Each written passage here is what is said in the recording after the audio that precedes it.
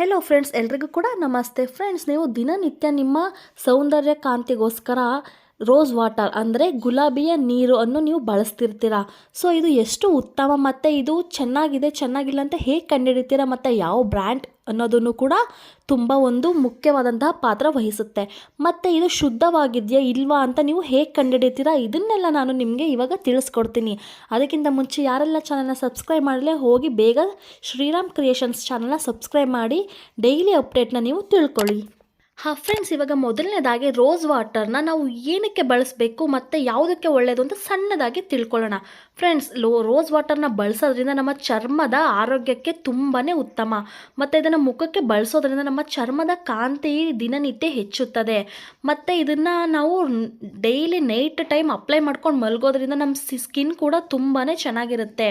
ಮತ್ತು ನಾವು ಮುಖನ ತೊಳೆದ ತಕ್ಷಣ ನಾವು ರೋಸ್ ವಾಟರ್ನ ನಮ್ಮ ಮುಖಕ್ಕೆ ಸ್ವಲ್ಪ ಅಪ್ಲೈ ಮಾಡಿ ಒಂದು 10 ಮಿನಿಟ್ಸ್ ಬಿಟ್ಟು ಆಮೇಲೆ ನಾವು ಮೇಕಪ್ ಮಾಡೋದ್ರಿಂದ ಮೇಕಪ್ ಕೂಡ ತುಂಬ ಟೈಮ್ ಲಾಂಗ್ ಲಾಸ್ಟಿಕ್ ಆಗಿ ಚೆನ್ನಾಗಿ ಕಾಣುತ್ತೆ.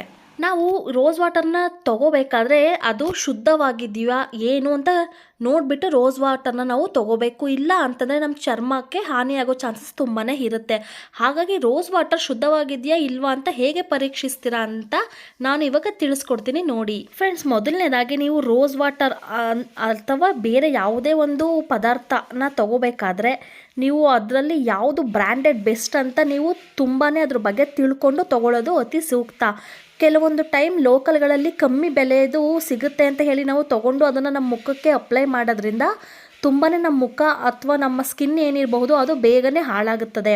ಪಾಯಿಂಟ್ ನಂಬರ್ 2, ನಾವು ಯಾವ ರೋಸ್ ವಾಟರ್ನ ತೊಗೋತೀವಿ ಸೊ ಅದು ಟ್ರಾನ್ಸ್ಪರೆಂಟಾಗಿ ಇರಬೇಕು. ಸೊ ಆ ಥರ ಇದ್ರೆ ಅದು ಶುದ್ಧವಾಗಿದೆ ಅಂತ ಅರ್ಥ.